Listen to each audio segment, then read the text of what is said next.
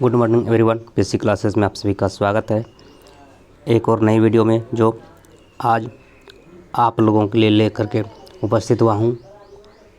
CDP का ये आपका प्रीवियस ईयर क्वेश्चन का एमसीक्यू सीरीज, जो कि आपका चैप्टर वाइज ये चल रहा है।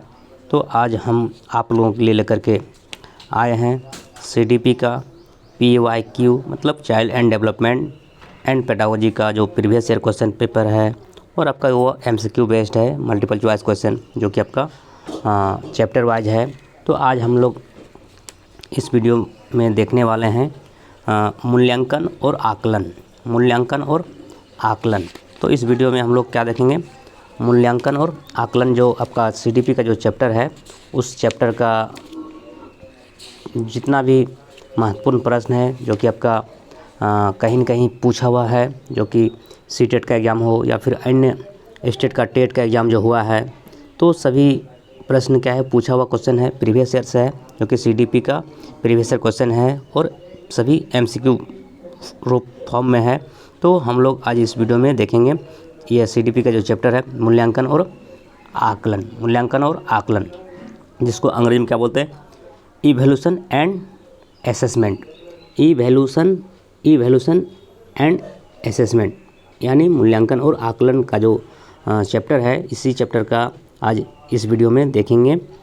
प्रीवियस ईयर क्वेश्चन पेपर, जो कि आपका एमसीक्यू वेस्ट में फॉर्म में है, और सभी प्रश्न आपका सीटेट का एग्ज़ाम हो या फिर अन्य स्टेट का जो टेट एग्ज़ाम हुआ हो, इसमें कहीं न कहीं सभी प्रश्न पूछा हुआ है। तो और आगामी जो सीटेट का जो एग्ज़ाम होने वाला है 20 अगस्त 2023 को, इसमें यह सभी प्रश्न बहुत ही अहम भूमिका में रहेंगे, क्योंकि यह सभी महत्वपूर्ण प्रश्न हैं। चलिए तो स्टार्ट करते हैं वीडियो को। फर्स्ट क्वेश्चन आपका है मूल्यांकन, जिसको अंग्रेजी में क्या बोलते हैं, असेसमेंट। मूल्यांकन का मुख्य उद्देश्य होना चाहिए। यह सीटेट 2011 में देखिए पूछा हुआ क्वेश्चन है। तो ओरिजिनल क्वेश्चन पेपर आप देख सकते हैं, जो भी आपका बुक होगा उसमें से आपको यह मिल जाएगा। तो मूल्यांकन का मुख्य उद्देश्य होना चाहिए। तो मूल्यांकन का मुख्य उद्देश्य क्या होना चाहिए? तो मूल्यांकन का जो मुख्य उद्देश्य होता है, वह सीखने में होने वाली कमियों का निदान और उपचार करना। यह ऑप्शन नंबर डी इसका सही हो जाएगा। यह प्रश्न का आंसर होगा ऑप्शन नंबर डी। सीखने में होने वाली कमियों का निदान और उपचार करना, यह क्या है, मूल्यांकन का मुख्य उद्देश्य है।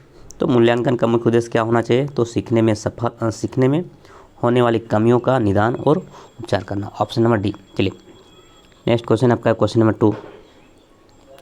क्वेश्चन नंबर 2 आपका है,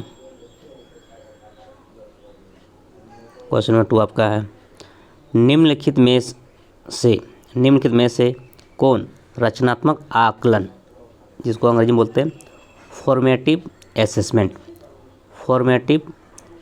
असेसमेंट, तो आपका इसके लिए उचित उपकरण नहीं है।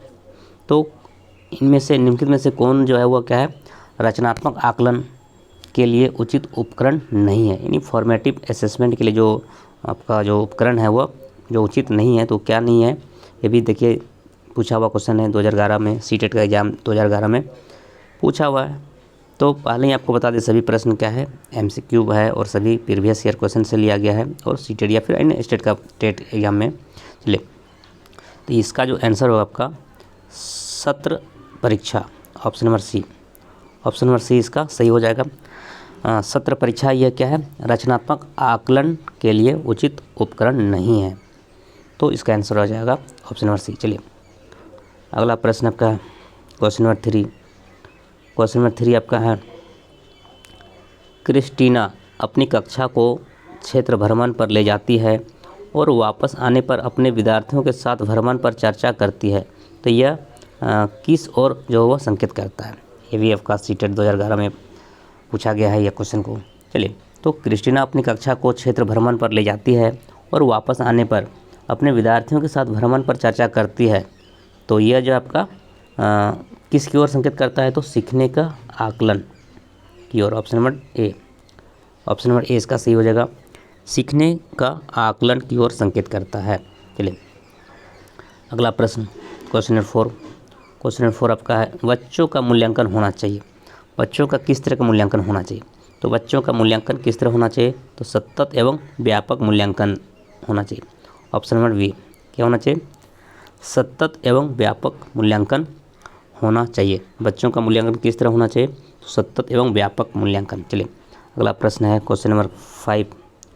क्वेश्चन नंबर 5 आपका है, सतत एवं व्यापक मूल्यांकन में व्यापक मूल्यांकन शब्दावली का तात्पर्य क्या है। देखिए आप ये चीज़ पढ़ लें कि बच्चों का मूल्यांकन जो है वह सतत एवं व्यापक मूल्यांकन होना चाहिए, ठीक है। तो यहाँ पे पूरा सतत एवं व्यापक मूल्यांकन में व्यापक मूल्यांकन जो एक शब्दावली है, टर्मिनोलॉजी जो यूज हुआ है, व्यापक मूल्यांकन। तो व्यापक मूल्यांकन का तात्पर्य क्या है, यानी व्यापक मूल्यांकन का क्या अर्थ है। तो व्यापक मूल्यांकन का अर्थ आपका है शैक्षिक एवं सह शैक्षिक क्षेत्र का मूल्यांकन। ऑप्शन नंबर सी इसका सही हो जाएगा। व्यापक मूल्यांकन का जो शब्द है व्यापक मूल्यांकन, इसका तात्पर्य क्या है, शैक्षिक एवं सह शैक्षिक क्षेत्र का मूल्यांकन। ऑप्शन नंबर सी इसका सही हो जाएगा। चलिए अगला प्रश्न है क्वेश्चन नंबर 6। क्वेश्चन नंबर 6 सबका है, दबाव, इसको स्ट्रेस बोलते हैं, दबाव को कम करने एवं परीक्षाओं में सफलता के लिए आवश्यक है। दबाव को कम करने एवं परीक्षाओं में सफलता के लिए आवश्यक है, तो क्या आवश्यक है, तो इसके लिए आपका वार्षिक एवं अर्धवार्षिक परीक्षाएं। ऑप्शन नंबर सी, दबाव को कम करने के लिए या फिर परीक्षाओं में सफलता के लिए आवश्यक है वार्षिक एवं अर्धवार्षिक परीक्षा। यानी आपका एनुअल एग्ज़ाम हो और हाफ ईयरली जो एग्ज़ाम होता है उससे क्या होता है, आपका स्ट्रेस में कमी होता है और परीक्षा में भी सफलता होने का के लिए वो बहुत ज़्यादा पॉसिबिलिटी हो जाता है। तो इसलिए दबाव को कम करना और उस परीक्षाओं में सफलता के लिए जो है आवश्यक है वार्षिक एवं अर्धवार्षिक परीक्षा। यानी ईयरली एग्जामिनेशन और हाफ ईयरली एग्जामिनेशन होने से क्या होता है, स्ट्रेस में कमी आता है। चलिए तो ऑप्शन नंबर सी इसका सही हो जाएगा। अब नेक्स्ट क्वेश्चन आपका है क्वेश्चन नंबर 7। क्वेश्चन नंबर 7 आपका क्या है, क्वेश्चन नंबर 7 आपका है, मूल्यांकन का उद्देश्य। मूल्यांकन का उद्देश्य है, तो मूल्यांकन का उद्देश्य क्या है। देखिए मूल्यांकन का उद्देश्य आपका ऑप्शन नहीं दिख रहा है, चलिए और भी ऑप्शन, हाँ अब इसका आंसर देखते हैं क्या है। मूल्यांकन का उद्देश्य है, मूल्यांकन का उद्देश्य क्या है, तो मूल्यांकन का उद्देश्य आपका क्या है, उत्पादक जीवन, जिसको प्रोडक्टिव लाइफ कहते हैं। तो मूल्यांकन का उद्देश्य है उत्पादक जीवन जीने के लिए शिक्षा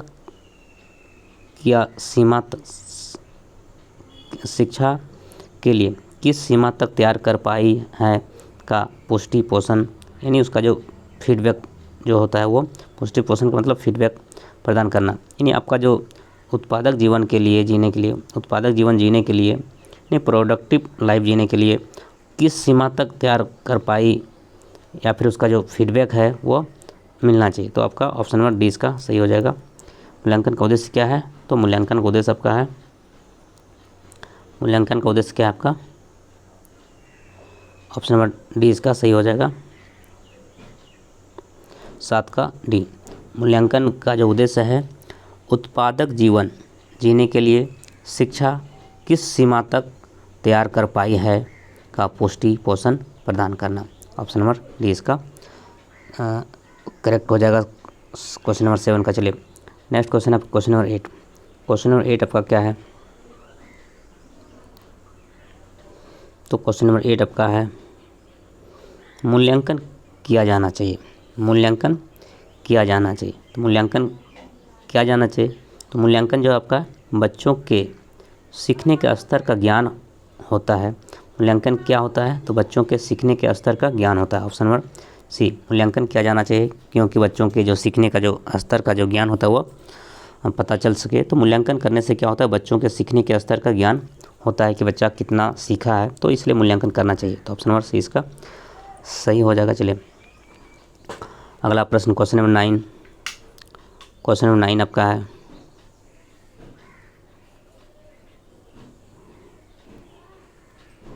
क्वेश्चन नंबर 9 आपका है, विद्यालय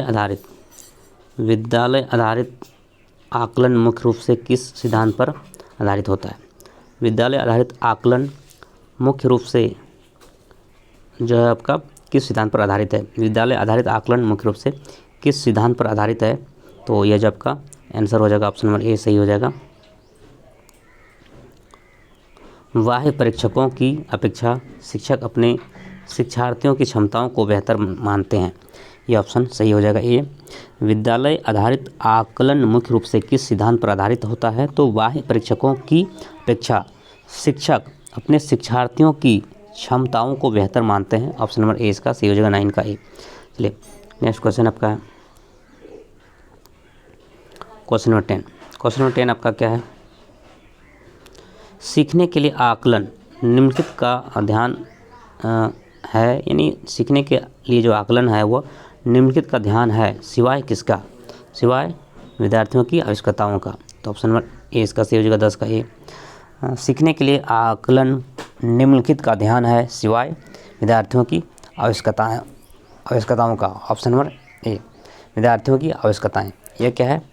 सीखने के लिए आकलन का ध्यान इसके सिवाय होना चाहिए विद्यार्थियों की आवश्यकताओं के लिए। तो ऑप्शन नंबर क्या हो जाएगा? 10 का ए हो जाएगा 10 का ए। नेक्स्ट क्वेश्चन आपका है 11 नंबर क्वेश्चन आपका है सतत और व्यापक मूल्यांकन। सतत और व्यापक मूल्यांकन की योजना में व्यापक शब्द जो आपका किसके अलावा जो वह किसके द्वारा समर्थित किया जाता है? तो ये जो होगा आपका क्या है? सूचना प्रक्रमण सिद्धांत, ऑप्शन नंबर बी। 11 का क्या हो जाएगा? सूचना प्रक्रमण सिद्धांत। सतत और मूल्यांकन, सतत और व्यापक मूल्यांकन की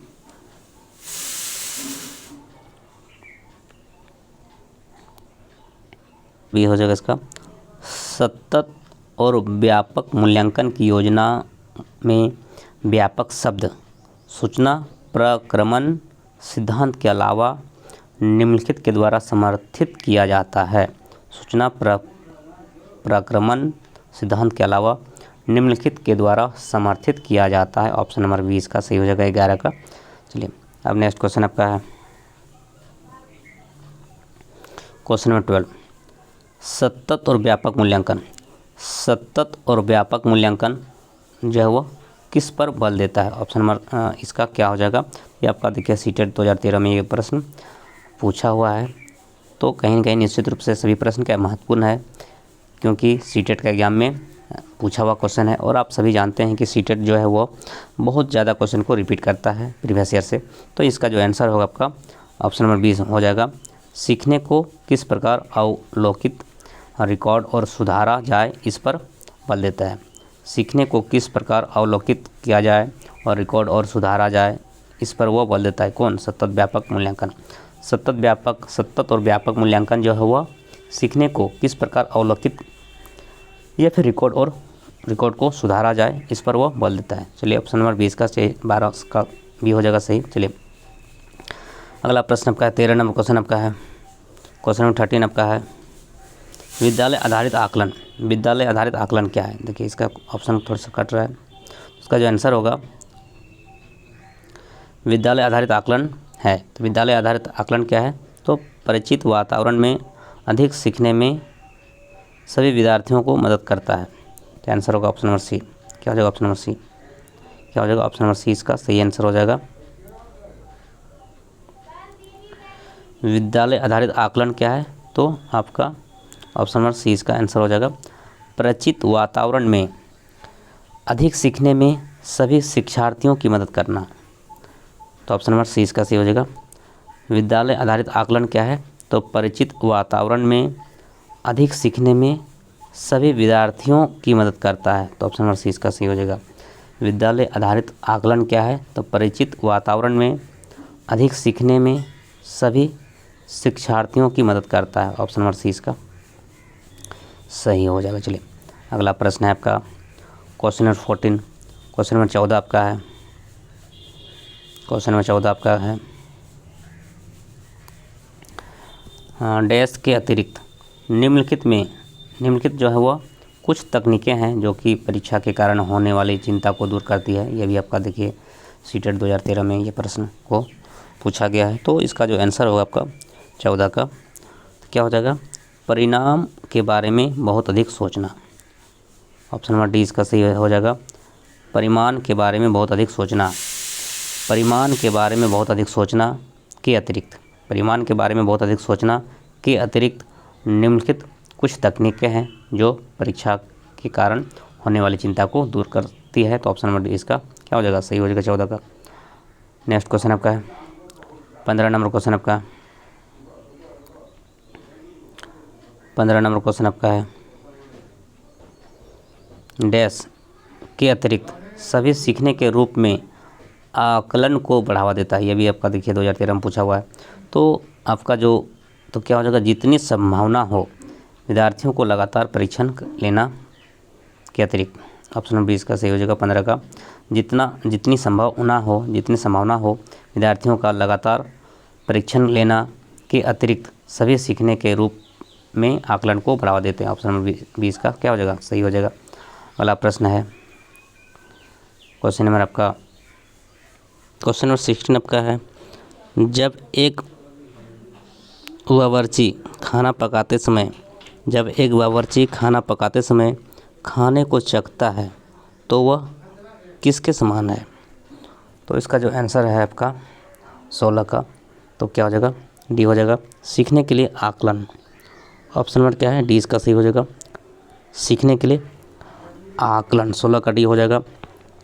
जब एक बावर्ची खाना पकाते समय खाने को चखता है तो वह सीखने के लिए आकलन के समान है। ऑप्शन नंबर डी इसका क्या हो जाएगा, सही हो जाएगा। ये भी प्रश्न 2013 में सीटेट के एग्जाम में पूछा हुआ है। तो आप लोग देख रहे हैं सीडीपी का आपका प्रीवियस ईयर का जो सीरीज चल रहा है आपका चैप्टर वाइज। तो आज हम लोग इस वीडियो में देख रहे हैं मूल्यांकन और आकलन इवैल्यूएशन एंड असेसमेंट का जो प्रीवियस ईयर क्वेश्चन जो एमसीक्यू फॉर्म में है पूछा हुआ है सीटेट और अन्य स्टेट का जो एग्ज़ाम में। तो इसका हम लोग ये सीरीज देख रहे हैं। तो ये आपका 16 नंबर क्वेश्चन का आंसर हो जाएगा ऑप्शन नंबर डी। अब नेक्स्ट क्वेश्चन है क्वेश्चन नंबर 17 नंबर क्वेश्चन आपका है, शैक्षिक विकास में मूल्यांकन का अर्थ है।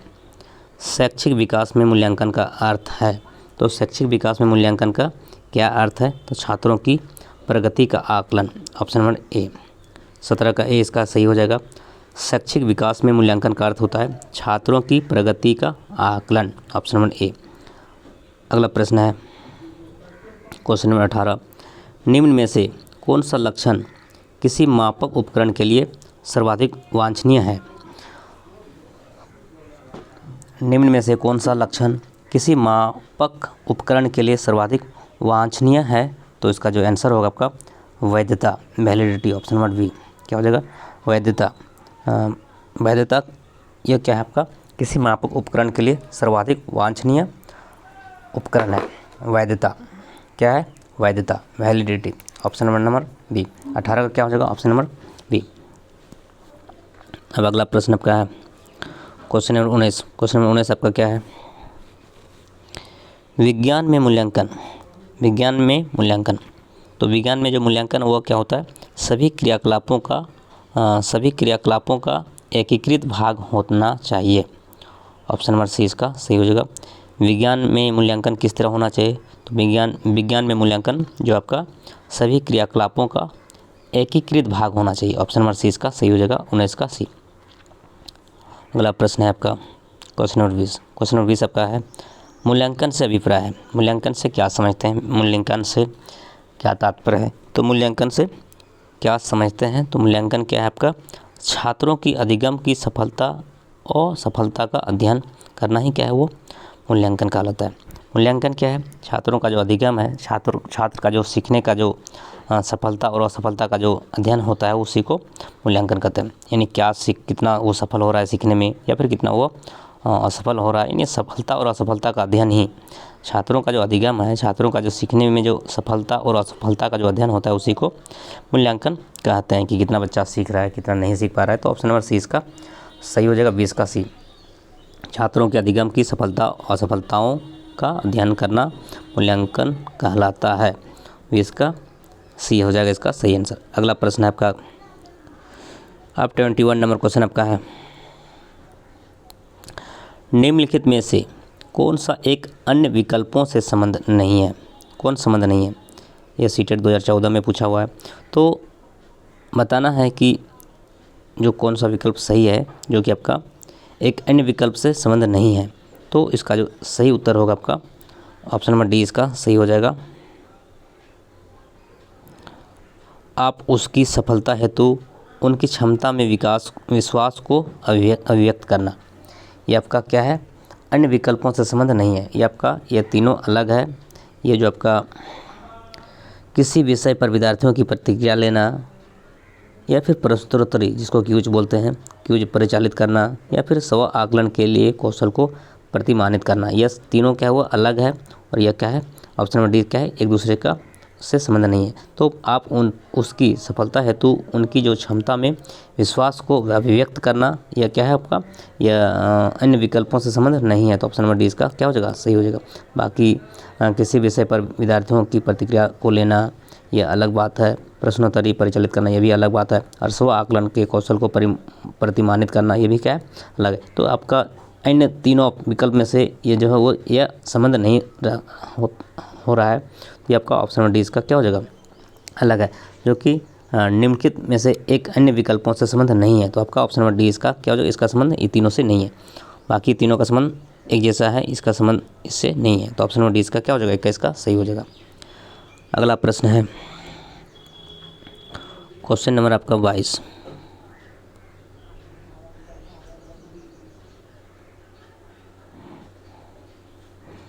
क्वेश्चन नंबर 22 आपका है,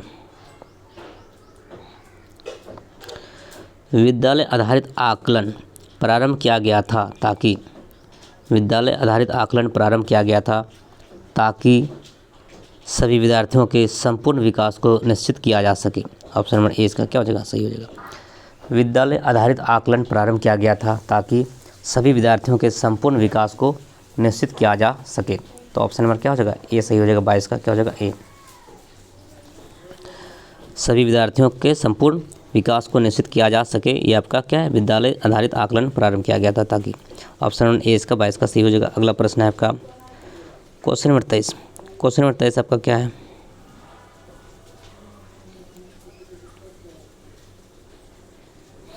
तो क्वेश्चन नंबर 23 आपका है, निम्नलिखित में से कौन सा कथन सतत व व्यापक मूल्यांकन के लिए सही नहीं है। क्या बोल रहा है, इनमें से जो एक कथन है जो कि सतत व व्यापक मूल्यांकन के लिए सही नहीं है, तो कौन सा कथन सही नहीं है, तो इससे शिक्षकों को बोझ बढ़ जाता है, ये आपका सही नहीं है। ऑप्शन नंबर डी, यह कथन सही नहीं है। सतत व व्यापक मूल्यांकन के लिए कथन सही नहीं है, इससे शिक्षकों पर बोझ बढ़ जाता है, ये आपका कथन क्या है, सही नहीं है। तो ऑप्शन नंबर डी इसका सही हो जाएगा, जो कि सही, यानी जो आपका ऑप्शन डी है, शिक्षकों पर बोझ बढ़ जाता है, ये आपका क्या है, सतत व व्यापक मूल्यांकन के लिए यह कथन सही नहीं है। जबकि यह एक विद्यालय आधारित मूल्यांकन है, ये आपका सतत व व्यापक का जो मूल्यांकन इसके लिए यह सही कथन है। यह विद्यार्थियों में तनाव को कम करता है, यह भी क्या है, सही कथन है। और आपका इसमें सबसे जो सबका जो स्थान पर वो ग्रेड का प्रयोग करता होता है, ये भी क्या है, सही है। जबकि आपका ये सभी क्या है, यह विद्यालय आधारित मूल्यांकन है, ये आपका क्या है, सतत व व्यापक मूल्यांकन के लिए सही कथन है। यह विद्यार्थियों में तनाव को कम करता है, यह भी क्या है, सतत व व्यापक मूल्यांकन के लिए सही कथन है। इसमें नंबरों के स्थान पर ग्रेड का प्रयोग होता है, यह भी क्या है, सतत व व्यापक मूल्यांकन के लिए सही कथन है। जबकि इससे शिक्षकों पर बोझ बढ़ जाता है, ये आपका क्या, यह कथन सही नहीं है, ये आपका गलत है। और आपको गलत ही बताना था क्योंकि यहाँ पूछा हुआ निम्नलिखित में से जो है वह कौन सा कथन सतत व व्यापक मूल्यांकन के लिए सही नहीं है। तो कौन सही नहीं है, ऑप्शन नंबर डी। 23 का हो जाएगा डी। चलिए अगला प्रश्न आपका है 24 नंबर क्वेश्चन आपका है, वे सभी क्रियाकलाप जो शिक्षक व शिक्षार्थी द्वारा स्वयं को आकलित करने के लिए किए जाते हैं, जो एक प्रतिपुष्टि के रूप में शिक्षण व अधिगम क्रियाकलापों को सुधारने हेतु सूचना प्रदान करते हैं, उसे क्या कहा जाता है। वे सभी क्रियाकलाप जो शिक्षक व शिक्षार्थी द्वारा स्वयं को आकलित करने के लिए किए जाते हैं, जो एक प्रतिपुष्टि के रूप में शिक्षण व अधिगम क्रियाकलापों को सुधारने हेतु सूचना प्रदान करते हैं, उसे क्या कहा जाता है। तो इसका जो आंसर होगा आपका आकलन। 24 का बी हो जाएगा आकलन। क्या कहा जाता है, आकलन कहा जाता है। चलिए अगला प्रश्न है 25 नंबर क्वेश्चन आपका है, निम्नलिखित में से कौन सा एक उपयुक्त रचनात्मक आकलन कार्य नहीं है। तो कौन सा जो है उपयुक्त रचनात्मक आकलन कार्य नहीं है, तो ये जो आपका आंसर होगा 25 का डी हो जाएगा सही आंसर। विद्यार्थियों का योग्यता क्रम निर्धारित करना, ऑप्शन नंबर डी। विद्यार्थियों का योग्यता क्रम निर्धारित करना, यह क्या है आपका उपयुक्त रचनात्मक आकलन कार्य नहीं है। चलिए, तो 25 का डी आंसर हो जाएगा। अब अगला प्रश्न है आपका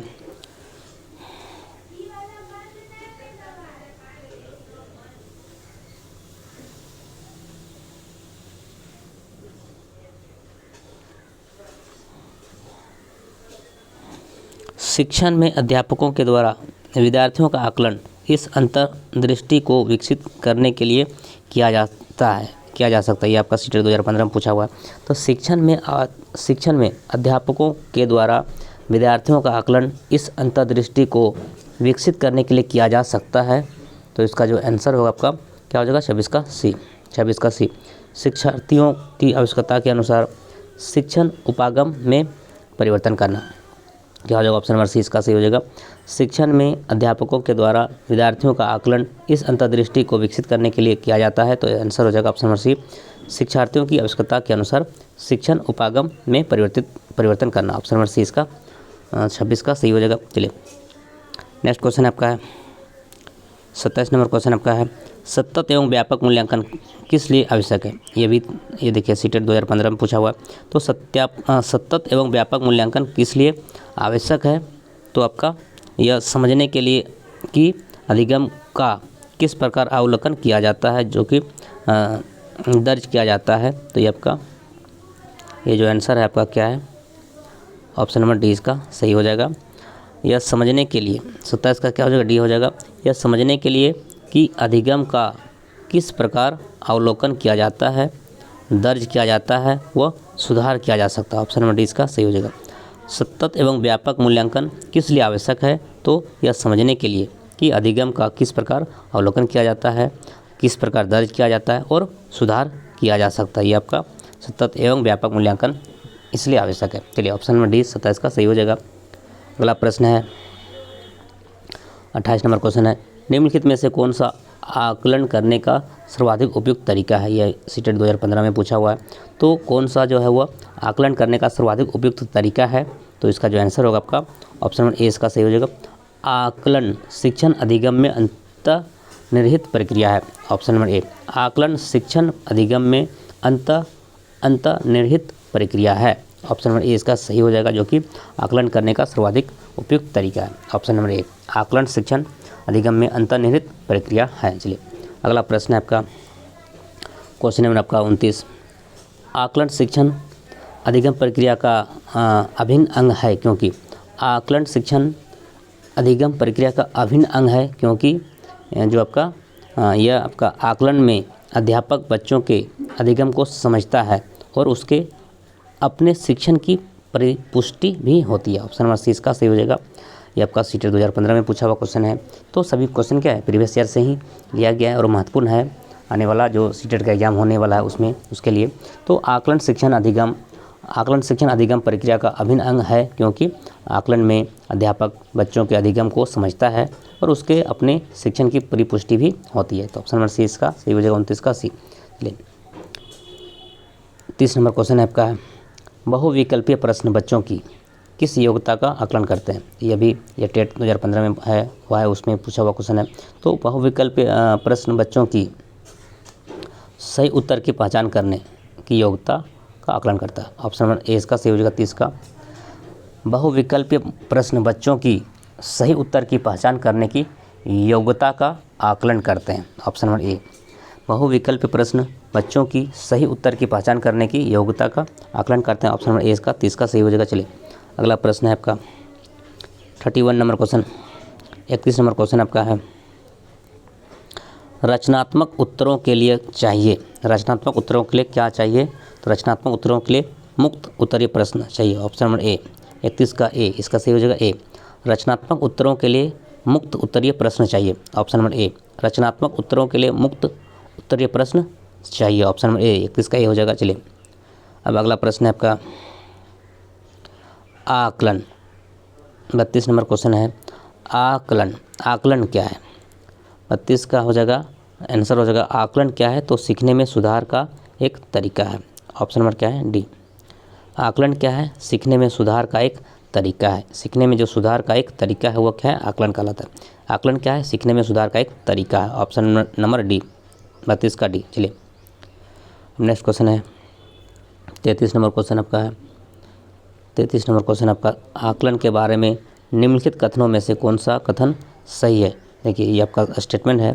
पहला स्टेटमेंट है आकलन से विद्यार्थियों को यह सहायता मिलनी चाहिए कि वे अपनी शक्तियाँ और रिक्तियों को देख सके और शिक्षक तदनुसार उन्हें ठीक कर सके। ये आपका पहला स्टेटमेंट है। फिर आगे का जो स्टेटमेंट है उसको देखेंगे। दूसरा स्टेटमेंट आकलन तभी सार्थक होता है जब विद्यार्थियों का तुलनात्मक मूल्यांकन भी हो। और तीसरा जो आपका स्टेटमेंट है आकलन केवल स्मरण शक्ति का ही नहीं बोधन और अनुप्रयोग का भी होना चाहिए।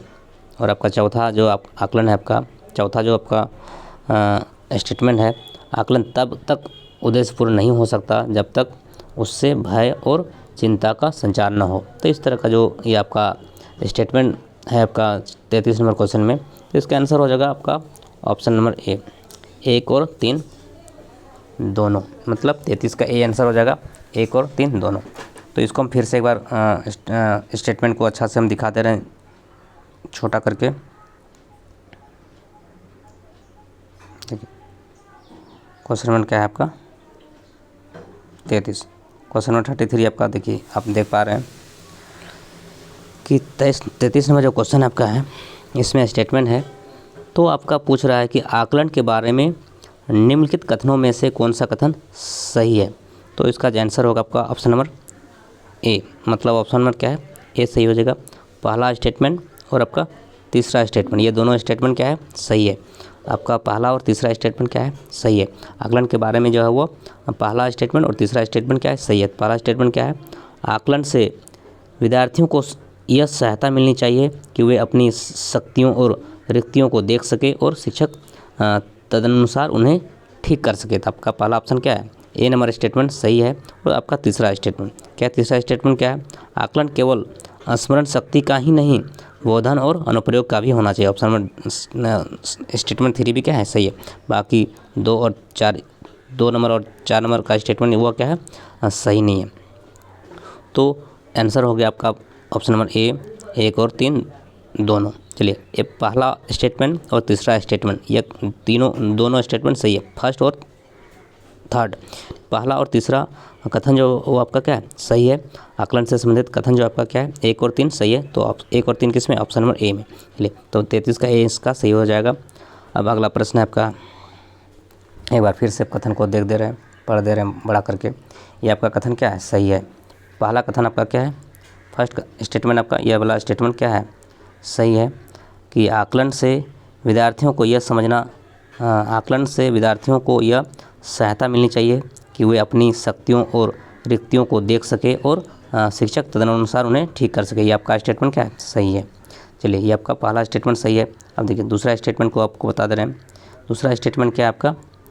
आकलन तभी सार्थक होता है जब विद्यार्थियों का तुलनात्मक मूल्यांकन हो। ये आपका यह स्टेटमेंट गलत है। तीसरा स्टेटमेंट क्या है? सही है। आकलन केवल स्मरण शक्ति का ही नहीं बोधन और अनुप्रयोग का भी होना चाहिए। आपका तीसरा स्टेटमेंट क्या है? सही है। चौथा भी आपका क्या है? वो गलत है।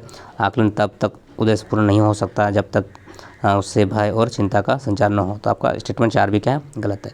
तो पहला और तीसरा स्टेटमेंट सही है जो कि आपका ऑप्शन नंबर ए में है। चलिए तो क्या हो जाएगा? इसका आंसर हो जाएगा ऑप्शन नंबर ए। अब नेक्स्ट क्वेश्चन आपका है क्वेश्चन नंबर आपका 34। क्वेश्चन नंबर 34 आपका क्या है?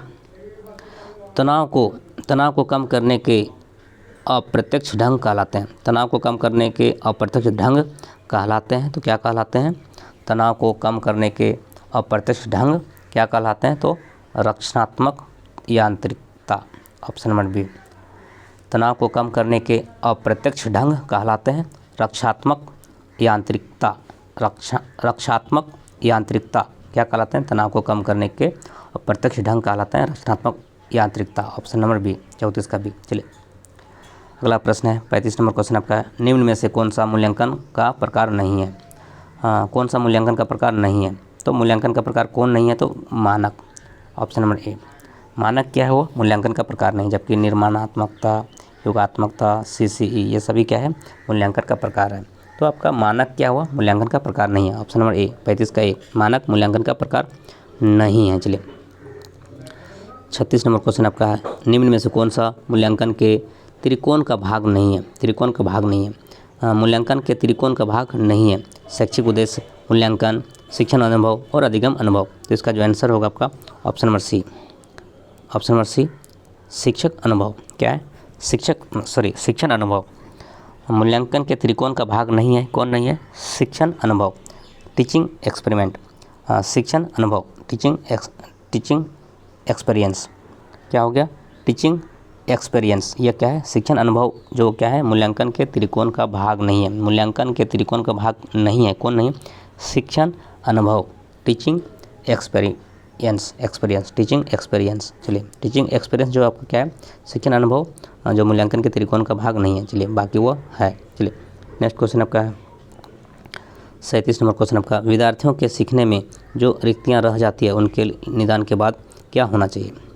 तो देखिए विद्यार्थियों के सीखने में जो रिक्तियाँ रह जाती है उनके निदान के बाद जो है आपका समुचित उपचारात्मक कार्य होना चाहिए, ऑप्शन नंबर डी इसका सही हो जाएगा। 37 का क्या हो जाएगा, डी सही हो जाएगा।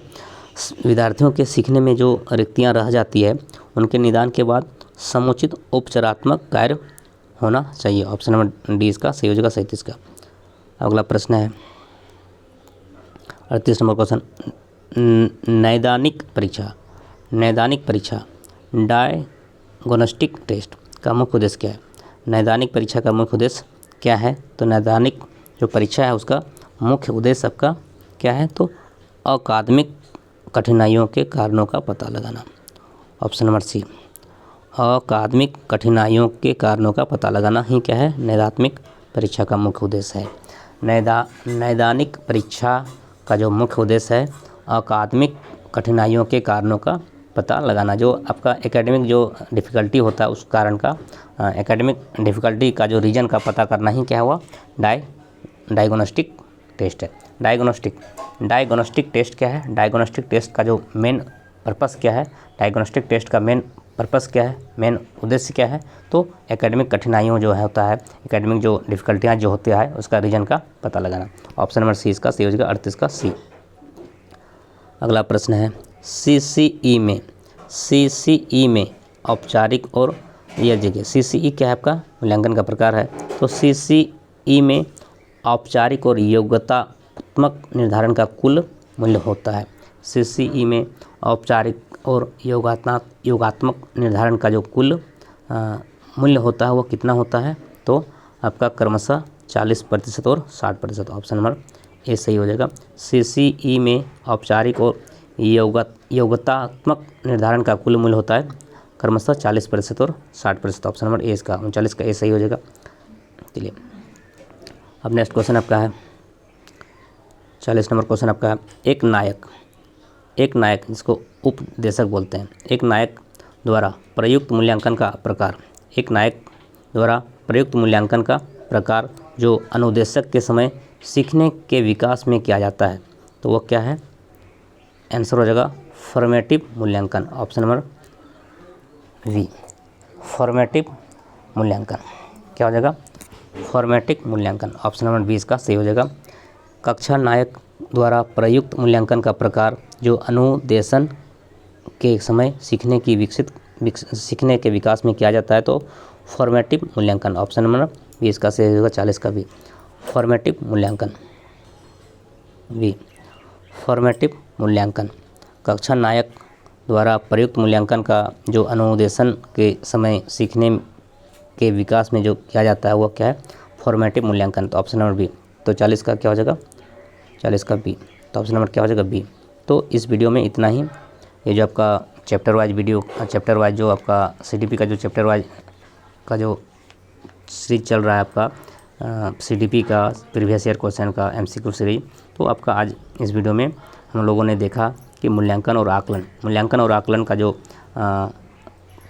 क्वेश्चन का जो कलेक्शन था आपका 40 क्वेश्चन को इस वीडियो में हम लोगों ने देखा, जो मूल्यांकन और आकलन का 40 क्वेश्चन का MCQ सीरीज था, जो कि आपका टोटली आपका प्रीवियस ईयर क्वेश्चन से ही लिया गया है और आपका MCQ फॉर्म में था, जो कि बहुत ही यूज़फुल होने वाला है आने वाला जो एग्ज़ाम सीटेट का जो होगा उसमें।